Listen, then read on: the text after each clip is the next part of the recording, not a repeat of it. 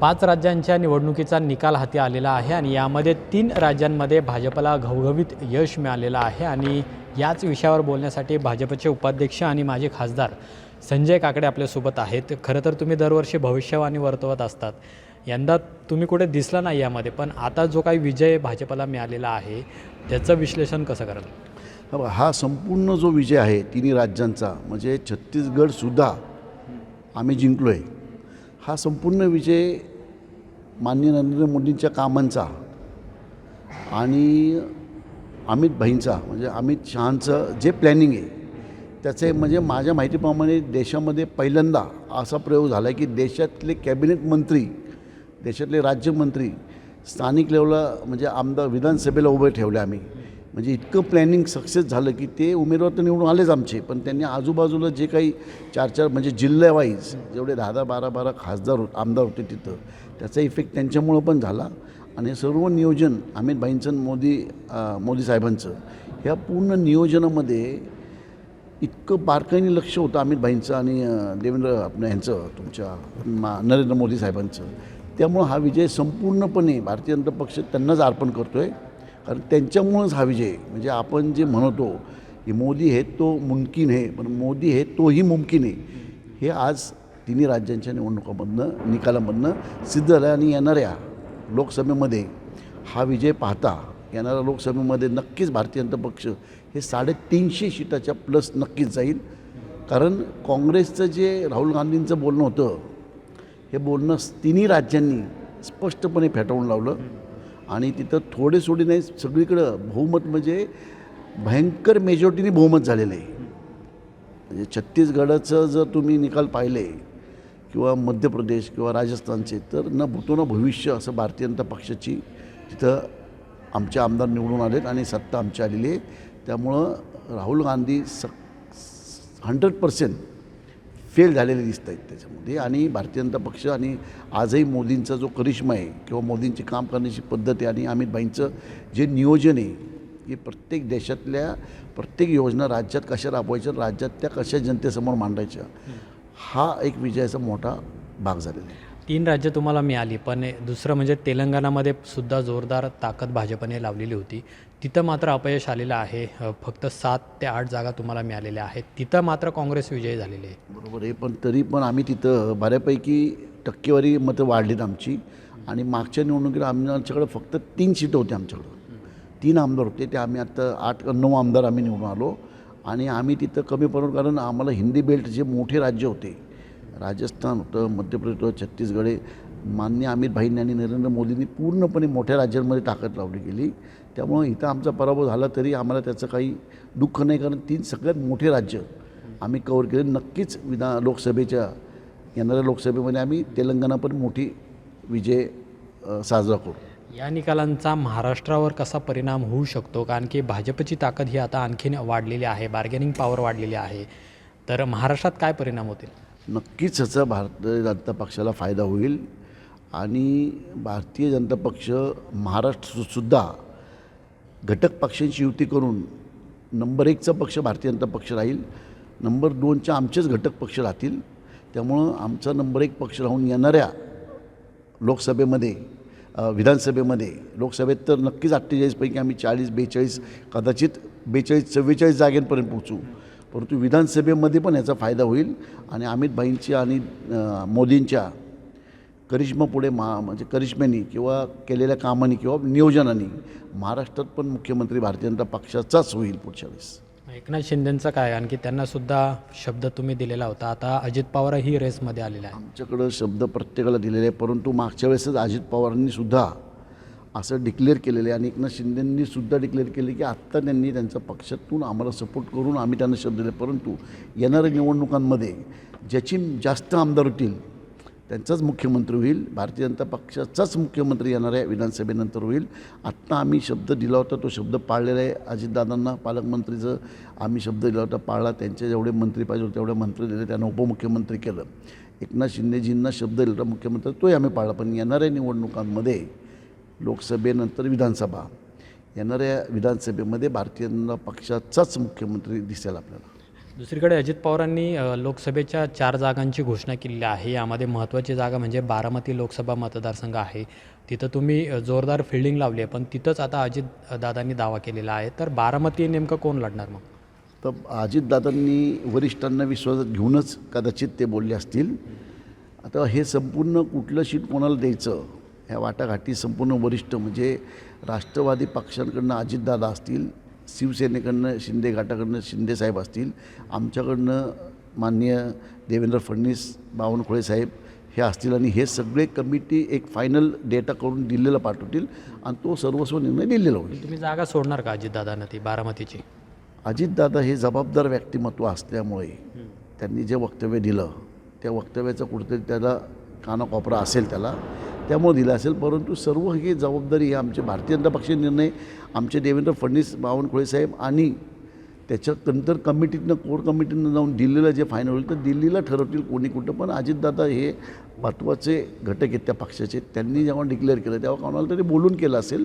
त्यामुळे अजितदादा असं माझ्या माहितीप्रमाणे अजितदादा असं हवेत कुठल्या गोष्टी बोलत नाहीत. म्हणजे भाजपने जागा सोडलेली आहे तिथं असं दिसते. अजित पवारांच्या वक्तव्यानं दिसते पण मला नक्की माहीत नाही. पक्ष भारतीय जनता पक्ष ठरवेल काय ते आणि त्यांनी जर का लढाई ठरवले असेल तर भारतीय जनता पक्षाच्या नेत्यांना विश्वासात घेऊनच अजितदादा बोलले असतील. अजितदादा असं मोगम कधीच बोलत नाही कारण मी त्यांना गेले 25 वर्ष ओळखतो.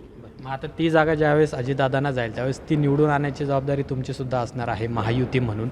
त्या ठिकाणी सुप्रिया सुळे विरुद्ध अजित पवार गटातील उमेदवार असं आपण जर समजलं तर भाजप नेमकं कसं काम करणार? भाजप कुठल्याही म्हणजे नुसतेच बारामती असं म्हणता येणार नाही परंतु बारामतीसहित अजितदादांना त्यांनी स्वतःच डिक्लेअर केले 8 ते 10 सीट आम्ही 8 सीट त्यांना मिळतील असं त्यांनी डिक्लेअर केलं आहे. शिंदेसाहेबांनी डिक्लेअर केले की 12 ते 13 सीट ते लढतील. म्हणजे ह्या दोघांचे मिळून 22 सीटं होतील. तिथं भारतीय जनता पक्षाच्याच उमेदवाराचा प्रचार केल्यासारखं त्यांच्याही आमच्या घटक पक्षाचे प्रचार करून इतके वर्षानुवर्ष आम्ही घटक पक्ष जी शिवसेना होती त्यांच्या उमेदवाराचे आम्ही म्हणजे खूप कष्टांनी काम करून त्यांच्या उमेदवारांनी निवडून आणायचो.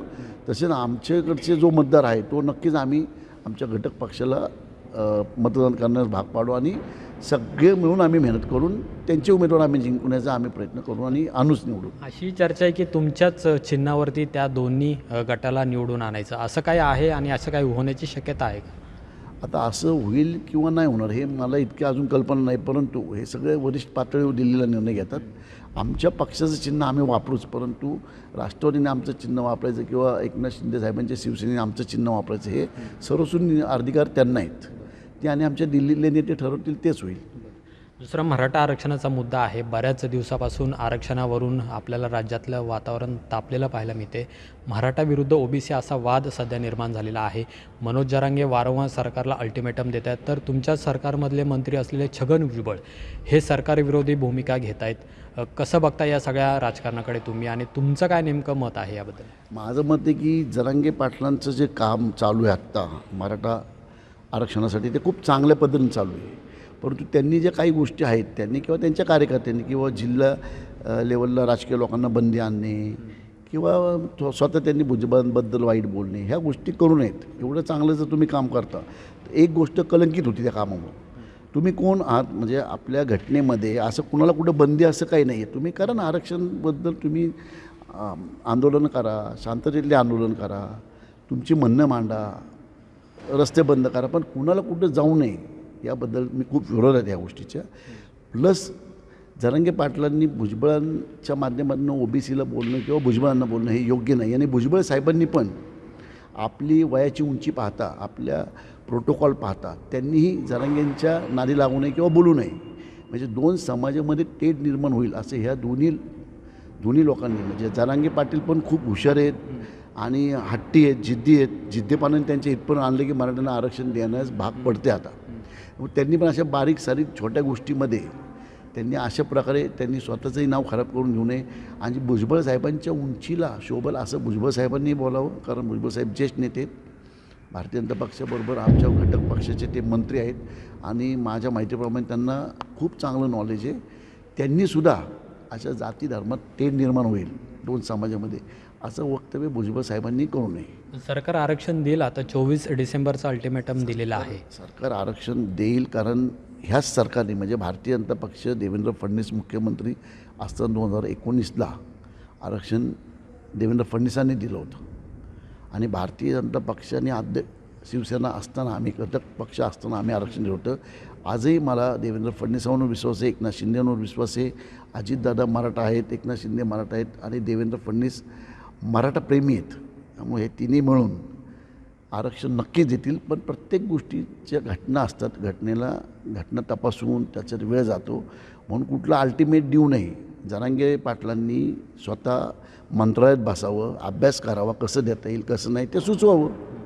हे टिकून राहील असं सुचवा ना तुम्ही. येऊन नुसते आंदोलन करत बसायचं आणि आरक्षण द्या आरक्षण म्हणायचं. तुम्ही स्वतः मंत्रालयात जा, 4 तज्ज्ञ घेऊन जा. आमचं मंत्रिमंडळ सगळं तयारी तुमच्यावर बसायला वाटाघाटीला. देवेंद्र फडणवीसांनी डिक्लेअर केले, अजितदादांनी डिक्लेअर केले, आपलं तुमच्या एकनाथ शिंदे साहेबांनी डिक्लेअर केलं. तुम्ही या आणि चर्चा करा. मग या ना. आता नुसतं तुम्ही 24 तारखेपर्यंत बसणार घरी किंवा तुमचं गाजावाजा करत फिरणार.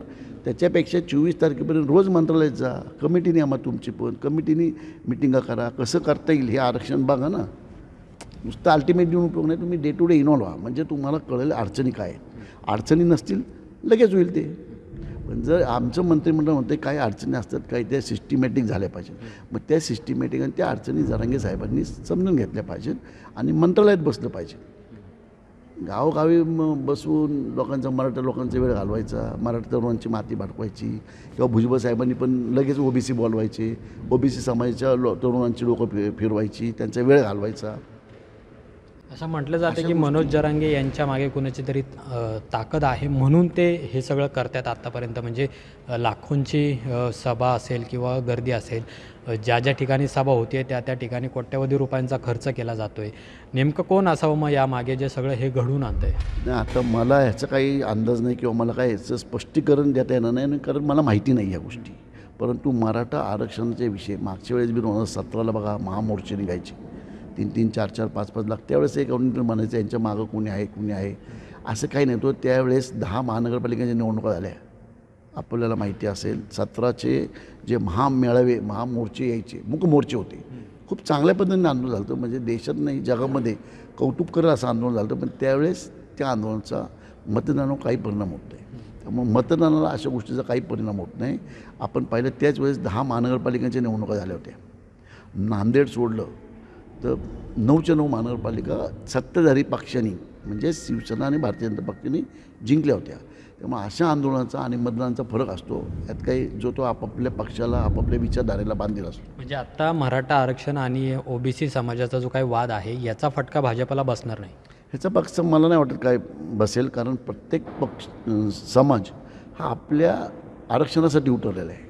त्याची विचारधारा फिक्स आहे की मला ह्या विचारधारेला मतं द्यायचीत. त्या विचारधारेला त्यांनी 17ला पण मतदान केलं, सगळं भारतीय जनता पक्ष आणि शिवसेनेला केलं. तसं आत्ताही आम्ही आरक्षणाच्या बाजूनेच आहोत.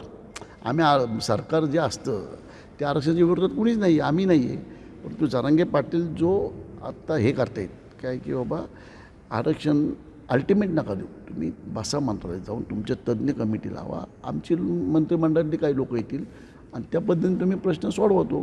सारखं अल्टिमेट द्यायचं, स्वतःला पण त्रास करून घ्यायचा, तरुणांची माती भेडवायची, तरुणांना बोलवायचं, तिथं त्यांना वेळ घालवायचा त्यांचा. त्यापेक्षा माझं सगळ्या मराठा आणि ओबीसी तरुणांना म्हणजे हात जोडून विनंती आहे की बाबा तुम्ही अशा गोष्टी नका करू. जरांगे पाटील चांगलं काम करतात, भुजबळ ओबीसी समाजासाठी चांगलं काम करतात. ओबीसी समाजाने भुजबळाला सांगावं की बाबा तुम्ही काय बोलू नका, आरक्षण ओबीसींना कसं मिळेल ते तुम्ही मंत्रालयात बसून प्रयत्न करा.